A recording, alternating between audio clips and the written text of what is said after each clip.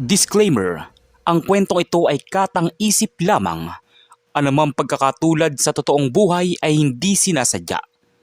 Layunin ng video na magbigay aral at inspirasyon sa mga tagapakinig at manonood. Maaga pa lang, ramdam na agad ni Leo ang bigat ng araw. Hawak niya ang lumang backpack. Simple ang damit at tahimik lang habang naglalakad papasok sa gate ng isang kilalang kolehiyo. Bagong lipat siya. Walang kaibigan, walang kakilala. Ang alam lang ng iba, ordinaryong estudyante lamang siya. Ang hindi nila alam, henyo si Leo. Pagpasok niya sa classroom, biglang tumahimik ang paligid. May bulungan, may titig, may ngisi. Dahil si Leo, halatang hindi sanay sa mamahaling eskwelahan. Oh, class. May bago pala tayong estudyante. Ikaw na nasa dulo. Tumayo ka. Opo sir. Dahan-dahang tumayo si Leo. Diretso ang likod. Pero kita sa mata ang kaba. Hindi dahil mahina siya, kundi dahil alam niyang may mangyayaring hindi maganda. Anong pangalan mo? At bakit ka lumipat dito? Ako po si Leo. Sir. Lumipat po ako dahil... Huwag mo nang pabain. Hindi ito charity school. Dito, puro matatalino. Kaya tanong ko, kaya mo bang makipagsabay? Nagtawa na ng klase. May ilan pang pumalakpak. Yumuko si Leo pero hindi siya sumagot. Sir Jojo, baka naman... Ano? Pinoprotektahan mo agad, Leslie. Transferred lang yan. Baka galing public school. Mas lalo pang lumakas ang tawanan. Si Sir Frank, na nakaupo sa gilid, tahimik lang na nakatingin kay Leo. Sir Jojo, hayaan niyo na pong magpakilala. Oh, sige. Leo, sabihin mo nga sa klase, ano ang pinakamahirap na subject mo? Math po sir. Biglang napuno ng tawa ang classroom. Math? Nako, class. Ito pa talaga. Dito pa naman. Puro math ang papatay sa inyo. Lumapit si Sir Jojo sa blackboard.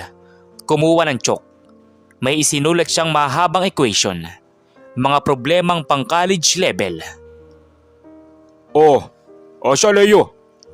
Kung henyo ka man, sagutin mo to. Kung hindi mo masagot, umupo ka at manahimik. Nakita ng lahat ang sulat sa board. Kahit ang ilan sa matatalino sa klase, napalunok. Si Leo, tahimik lang. Ano?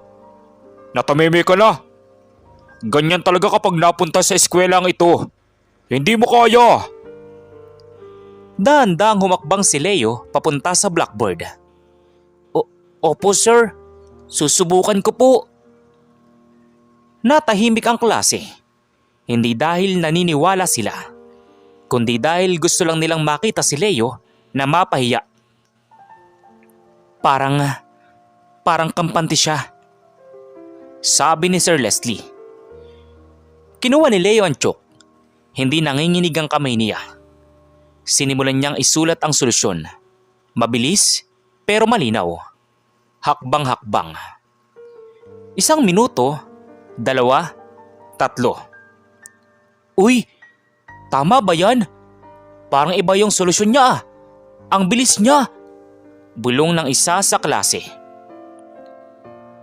Sir Jojo, mukhang tama yung ginagawa niya.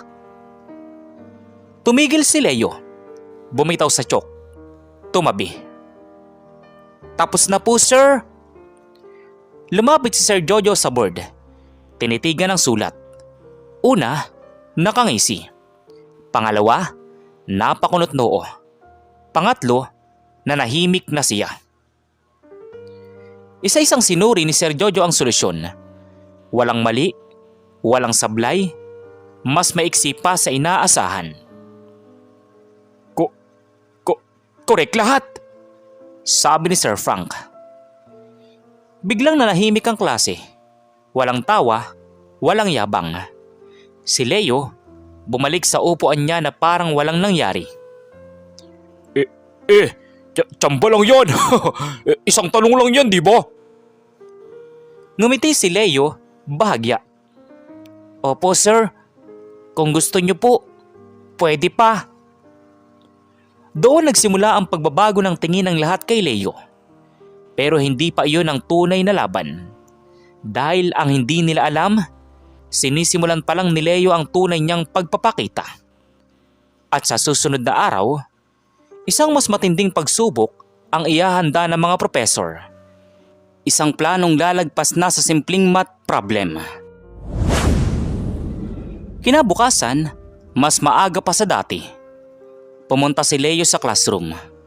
Ramdam niya ang titig ng mga estudyante. May halong pagkausisa, may halong takot. Ngunit para kay Leo, normal lang ang lahat. Hindi siya natatakot. Good morning, class! May bago tayong challenge para sa inyo. Kasi nakitang henyo ang bagong estudyante. Leo, gusto nating subukan kung gaano siya katalino. Napalingon si Leo.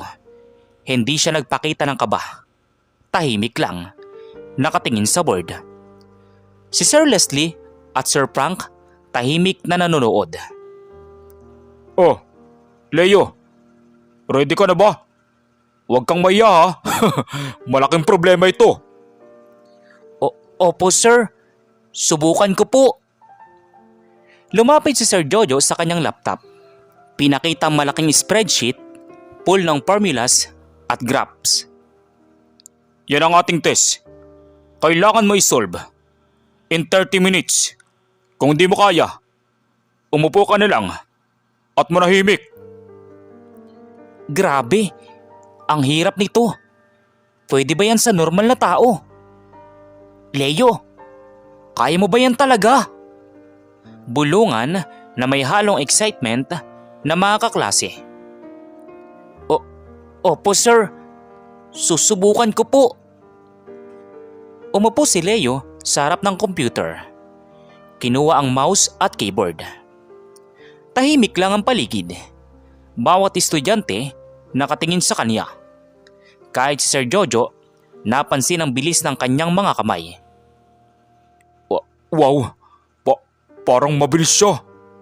Wika ni Sir Jojo sa kanyang sarili. Habang gumagalaw ang mouse ni Leo, nagulat ang lahat. Hindi lang siya mabilis. Tama lahat ang calculations. Kahit ang matatalino sa klase, napahawak ng baba. Hindi ko akalain. Tama lahat. Ang bilis niya. Sabi ni Sir Frank. Leo, gusto mo bang ipakita sa klase kung paano mo ginawa? Kalmadong sabi ni Sir Leslie. Opo sir, kung maaari po. Bumangon si Leo at naglakad sa harap ng klase. Bawat estudyante nakatingin sa kanya. Hindi makapaniwala. Sinimulan niyang ipaliwanag, step by step. Walang malalim na salita, simple at malinaw. Ganito po ang paraan. Kung i-multiply natin ang numbers dito at i-divide sa formula, makukuha natin yung result. Pagkatapos po, i-graph natin para makita ang pattern. Ganito po ang step. Tapos, ganito. Habang nagsasalita si Leo, napansin ni Sir Jojo ang bawat estudyante. Nakatitig, nakangisi, at may halong pagkamangha. Kahit si Sir Frank, hindi nakatago ang paganga. Mukhang kailangan kong tanggapin. May talent pala ito. Ang galing! Hindi ko akalain. Si Leo, henyo pala talaga. Bulungan sa klase. Ngunit hindi doon natapos ang sorpresa. Si Sir Jojo, kahit pilit nagkukunwari, nagplano na ng mas malaking hamon. Oh, Leo, kung magaling ka, ipapakita ko sa iyo ang totoong challenge. May exam tayo bukas. Hindi ordinaryong exam. Ito ay kombinasyon ng math, science, at logic.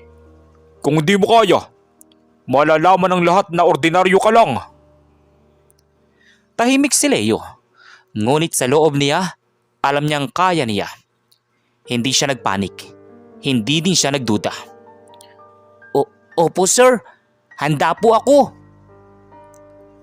Samantala, kinabukasan, nagtipon ng klase sa examination hall. Malaki ang hall, maraming computers, at si Leo nakaupo sa harapan. Si Sir Jojo nasa harap, nakatingin na parang predator. Si Sir Leslie at Sir Frank nakaupo sa gilid, nanonood lamang sila. Oh, simulan na natin. Buksan ang exam files. Binuksan ni Leo ang file. Dumating sa harap niya ang exam. Grabe, totoong kombinasyon ng math, science at logic. Maraming estudyante ang nagulat. May ilan ang halos hindi makagalaw sa kaba. Ang hirap nito. Leo, kaya mo ba yan? Bulong ng kaklase ni Leo sa kanya. Susubukan ko. Kinuha ni Leo ang mouse at keyboard. Tahimik lang. Bawat estudyante nakatingin sa screen niya. Hindi siya nagmamadali. Bawat step malinaw at eksakto. Grabe, hindi ko akalain. Tama lahat. Wala akong masabi. Perfect. Leo, kamangha-mangha. Talaga namang henyo ka. Tumayo si Leo matapos ang exam. Hindi siya napagod, hindi siya nahirapan, at tumingin siya sa mga professors. Salamat po sa challenge. Sana po, lahat ay natuto rin po sa simpleng paraan na ito. Tumahimik ang lahat. Si Sir Jojo, unti-unting napapansin na hindi niya kayang pababayaan ang batang ito. Si Sir Frank, may ngiti. Si Sir Leslie, natutuwa. Ngunit hindi pa tapos ang laban. Ang tunay na pagsubok ay darating sa huling bahagi ng semester. Isang sorpresa mula kay Sir Jojo na magpapatunay kung sino talaga ang genius. Leo, henyo talaga. Hindi ko akalain. Nakamubuon siya sa lahat. Bulungan sa klase. At doon, sa loob ng exam hall, isang misteryosong lihim ang mabubunyag. Ang talino ni Leo ay mas malalim pa kaysa sa inaasahan ng kahit sino. Bukas, mas malaki at mas matinding challenge ang darating. Sir Jojo may plano at si Leo handa sa lahat. Pagkatapos ng exam, lahat ng estudyante ay tahimik. Ang iba ay nagulat.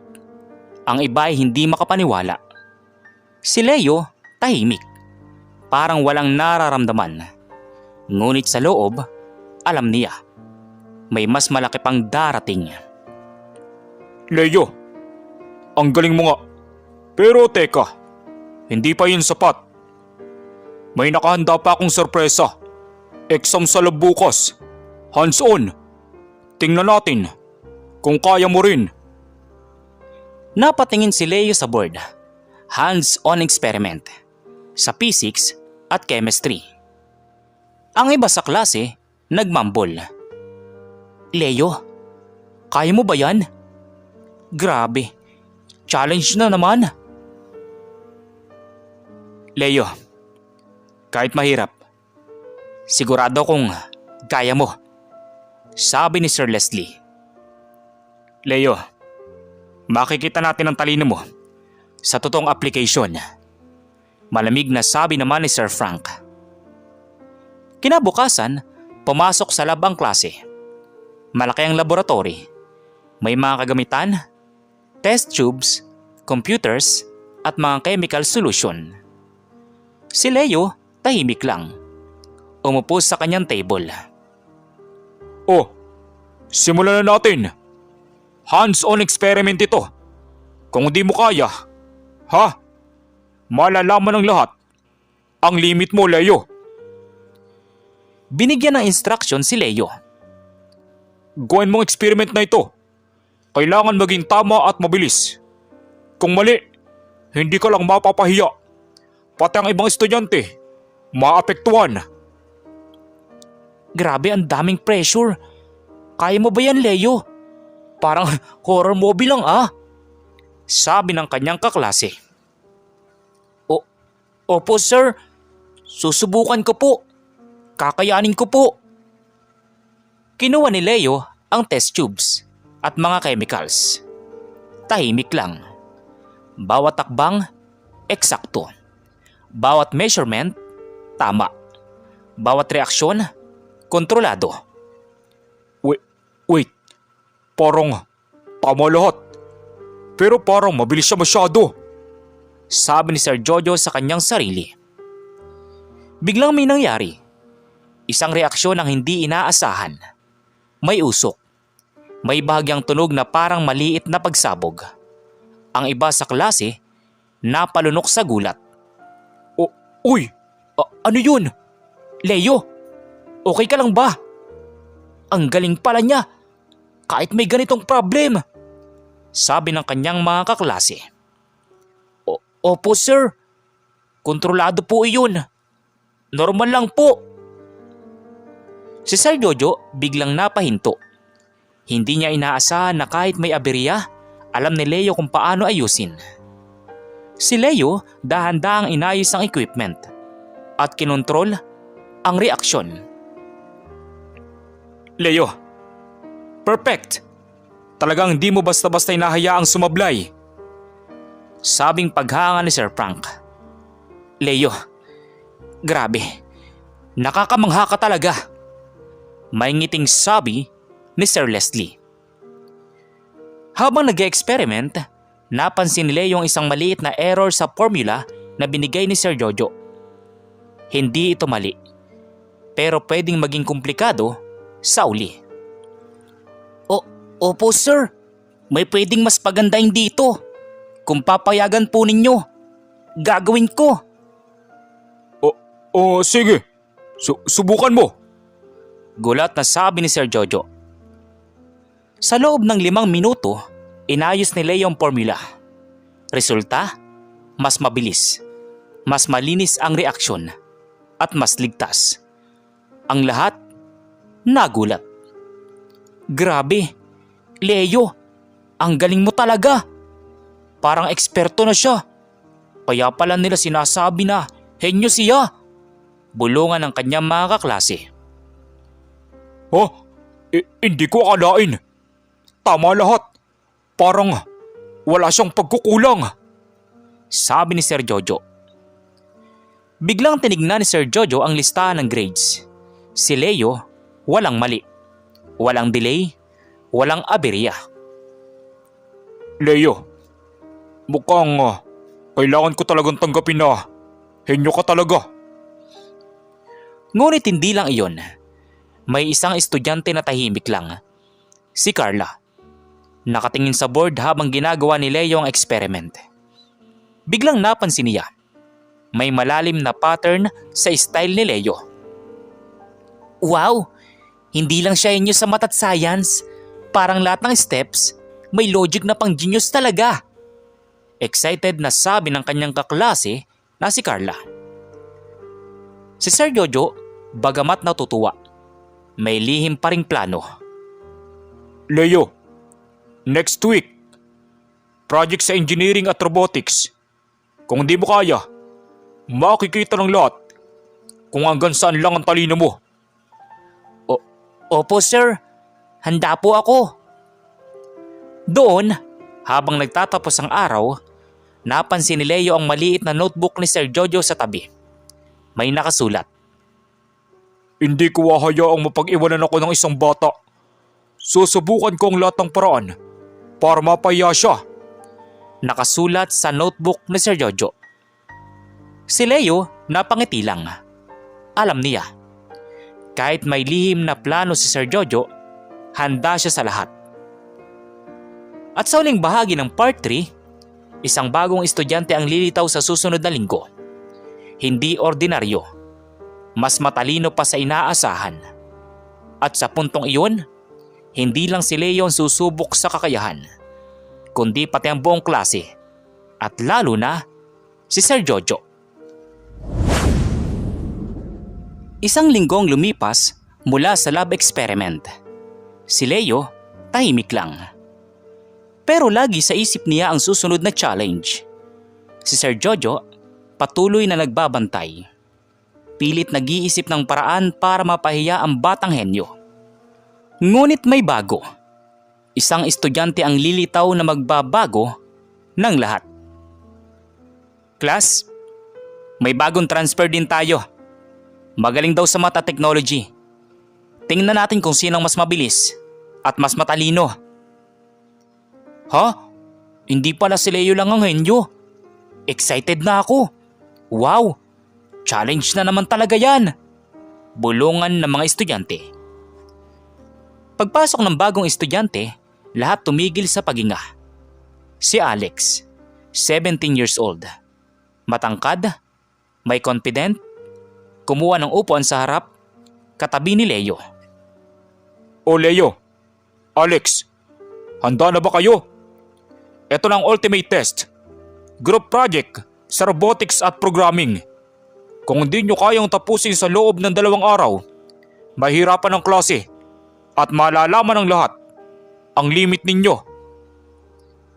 Opo sir, handa na po kami. Don't worry, kaya natin ito Leo. Pinagsama si Leo at Alex. May 5 estudyante pa sa kanilang grupo. Ang challenge, gumawa ng robot na kayang mag-solve ng mathematical problems at mag-perform sa obstacle course. Ang dami pang steps. Leo, kaya nyo ba yan? Parang pelikula lang yan. Bulungan ng mga estudyante. Tahimik lang sina Leo at Alex. Si Leo, nakatingin sa design blueprint. Si Alex, mabilis mag-code sa laptop. Ang iba sa grupo, sumusuway at naguguluhan. Leo, Alex, gusto ko makita kung sino ang mas malakas. Labanan ng talino at bilis. Habang nagtatrabaho, napansin ni Leo na may mali sa sensor ng robot. Hindi ito makakadetect ng tama sa obstacle. Alex, may kailangan tayong ayusin sa sensor. Kung hindi gagana sa obstacle course. Good catch! Sabay natin ayusin! Confident na sabi ni Alex. Sa loob ng ilang minuto, inayos nila ang robot. Mabilis ang pagkilos. Tama ang wiring, tama ang programming, at perpekto ang sensors. Ang bilis nila! Leo plus Alex, combo! Hindi ko akalain! Bulungan muli ng mga estudyante. Leo, Alex, mukhang hindi nyo lang kayang tapusin, kundi gagawin nyo pang perfect. Sabi ni Sir Frank. Dumating ang oras ng testing. Ipinasok ang robot sa obstacle course. Lahat ng estudyante nakatingin. Hindi makapaniwala. Wow! Ang bilis! Hindi nagkamali! Sabi ng mga estudyante. Robot nila Leo at Alex, smooth sa bawat obstacle. Tama ang calculation sa bawat task. Perfect ang performance. Okay, pero tingnan natin sa coding challenge. Biglang nagbigay si Sir Jojo ng bagong coding problem. Mas mahirap pa kaysa dati. Ang goal, gumawa ng algorithm na magsosolve ng 500 logic problems in 10 minutes. Alex, simulan na natin! May nahong sabi ni Leo. Go! Simulan na natin, Leo! Sabi naman ni Alex. Nagsimula silang dalawa. Si Leo nag-focus sa algorithm. Si Alex sa programming execution. Ang iba tumingin lang. Halos hindi makagalaw sa gulat. Grabe, hindi sila natatabunan ng time. Leo plus Alex, parang robot din sila. Bulungan sa klase. 5 minuto lang, na-solve nila lahat ng 500 logic problems. Error rate, 0. Hindi ko akalain. Tama lahat. Mahinang sabi ni Sir Jojo. Leo, Alex, napakagaling nyo talaga. May ngiting sabi ni Sir Leslie. Galing. Walang kasablay-sablay. Malamig na sabi ni Sir Frank. Ngunit sa uling bahagi ng test, may nangyari. Biglang nag-crash ang isang computer sa lab. Ang ibang estudyante, nagpanik. Si Leo, tahimik lang. Relax lang. Kaya natin ayusin to. Mabilis niyang kinopya ang data sa backup. Naayos ang crash. Robot at algorithm, tuloy-tuloy na gumana. Lahat ng estudyante, humanga. Leo, Alex, henyo talaga.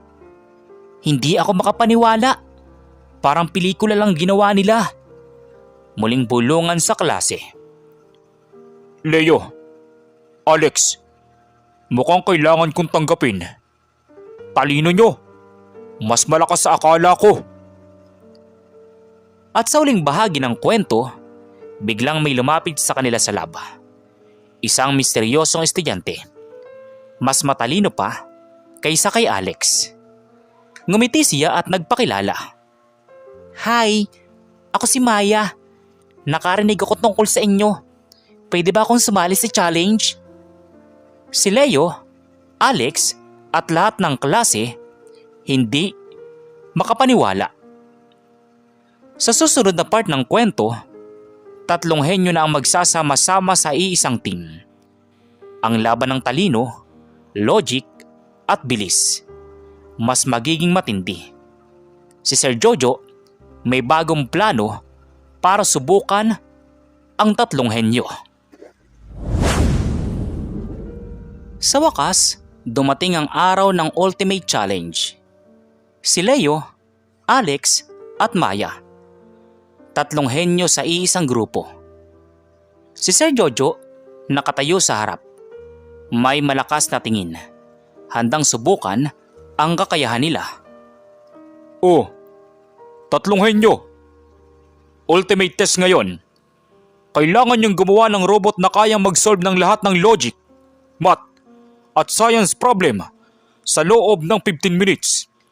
Kung hindi niyo kayang tapusin, hindi lang kayong mapapahiya, pati ang buong klase. Grabe, ultimate challenge na. Leo, Alex, Maya, kaya nyo ba? Excited na akong makita. Bulungan sa klase. Opo, handa po kami. Game, handa kami. Let's do this. Kaya natin to. Nag-umpisa ang challenge. Bawat isa sa kanila alam ang role. Si Leo, programming at logic. Si Alex, hardware at robotics. Si Maya, strategy at design optimization. Tahimik lang ang lab. Bawat galaw nila eksakto. Bawat takbang may plan. Bawat desisyon mabilis at malinaw. Ang bilis nila. Grabe, para magkakampi silang 3. Hindi ko aakalain ganito kalakas ang team nila.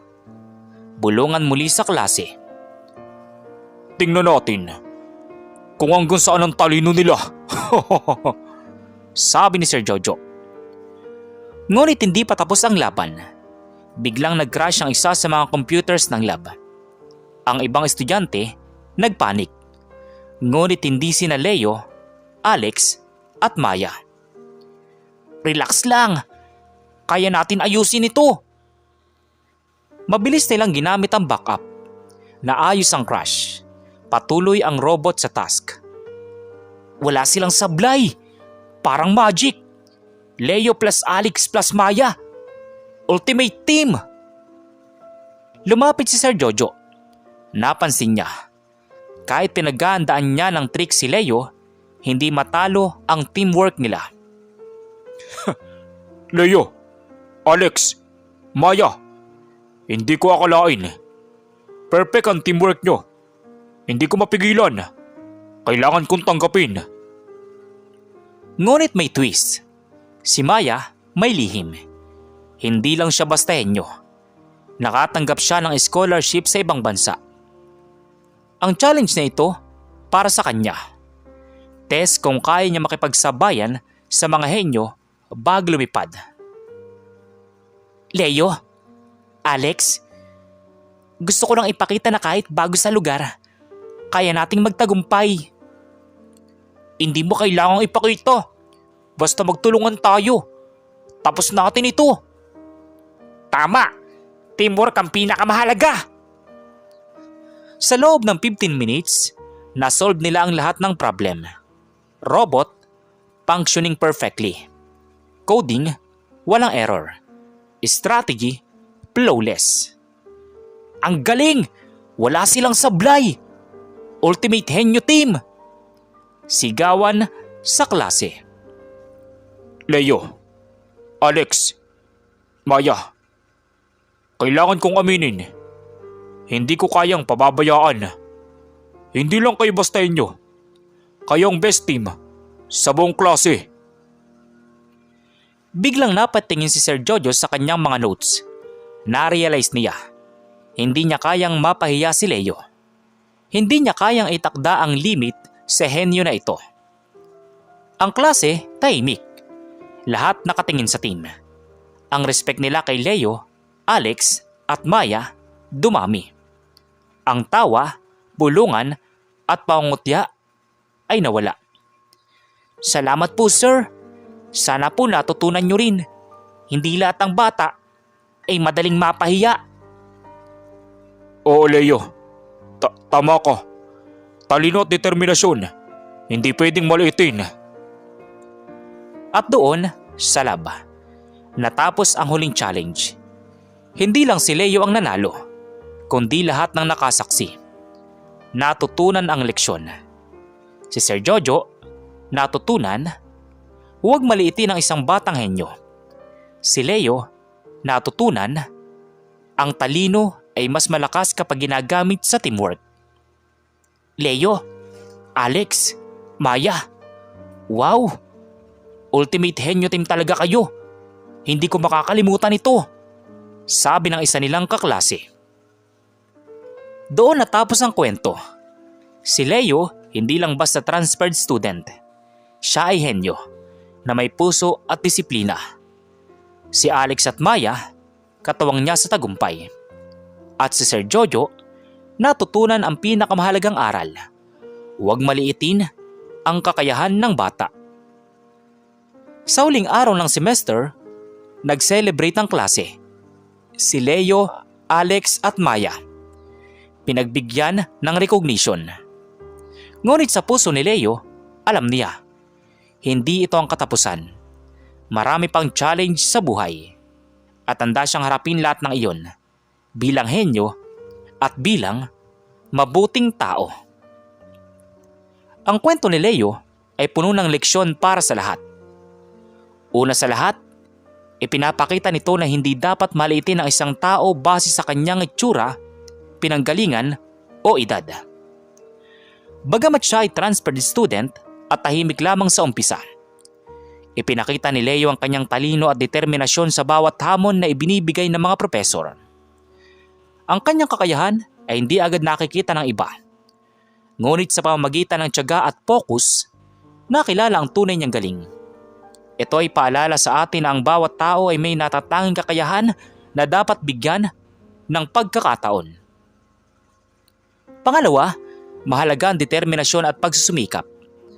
Sa bawat exam at experiment, hindi nagpadala si Leo sa pangungutya o pagdududa ng mga professors. Kahit may planong mapahiya siya ni Sir Jojo, nanatiling mahinahon at nagpatuloy sa paggawa ng tama at maayos na akbang. Ipinapakita nito na sa buhay, kahit may mga taong nagdududa o umahad lang sa atin, ang katatagan at determinasyon ang magdadala sa atin sa tagumpay. Ang tunay na henyo ay hindi lamang nasusukat sa galing sa utak, kundi sa kakayahang harapin ang hamon ng may kumpiyansa sa puso. Pangatlo, malinaw na ipinapakita sa kwento ang importansya ng teamwork at pagtutulungan. Sa huling bahagi, dumating si Alex at Maya. Dalawa pang henyo na nakasama ni Leo sa Ultimate Challenge. Ang kanilang tagumpay ay hindi dahil sa isang tao lamang, kundi dahil sa kanilang kombinasyon ng talento, tiyaga at kooperasyon. Ang aral dito ay kahit gaano ka man kagaling, mas malaki ang pwedeng makamit kapag nagtutulungan at nagtutulungan sa iisang layunin. Ang bawat isa ay may kanya-kanyang lakas, at kapag pinagsama, mas malakas ang resulta. Pang-apat, natutunan rin ng mga profesor at mga kaklase ang kahalagahan ng respeto at pagkilala sa kakayahan ng iba. Si Sir Jojo, na sa umpisa'y may planong ipahiya si Leo, ay natutunan na hindi pwedeng maliitin ang batang may talino. Sa halip na maging hadlang, ang respeto at pagkilala sa galing ng iba ay nagbubukas ng mas maraming pagkakataon para sa lahat. Ito rin ay paalala sa ating lahat na ang pangungutya at pangmamaliit ay walang silbi, at ang suporta at respeto ay mas mahalaga. Higit sa lahat, ang kwento ay nagtuturo na ang tagumpay ay hindi lamang tungkol sa sarili, kundi tungkol din sa pagiging mabuting tao. Si Leo ay hindi lang mahusay sa akademya. Ipinakita rin niya ang kababaang loob, pagkamaayos at pagtutulungan. Ang tagumpay na may puso ay mas mahalaga kaysa tagumpay na nakukuha sa panliligaw o yabang. Sa kabuuan, ang kwento ni Leo ay isang halimbawa ng buhay. Huwag maliitin ang tao. Maging determinado sa hamon. Pahalagahan ang teamwork. Kilalanin ang galing ng iba. At maging mabuting tao. Sa pamamagitan ng mga simpleng salita at takbang ni Leo, ipinakita ng kwento na ang tunay na henyo ay hindi lamang sa utak, kundi sa pusong may disiplina, tiyaga at respeto. Kayo, ano pong masasabi niyo sa kwento natin ngayon? At kung ano mga aral po ang mga natutunan ninyo? Maaari niyo po bang i-comment doon sa baba doon sa comment section para muli ko pong mabasa? So once again, inuulit ko pong muli. Ako po si Tamoxki TV. Kita-kita po tayong muli sa mga susunod pa nating maraming mga video. Thank you and God bless you all. Peace out.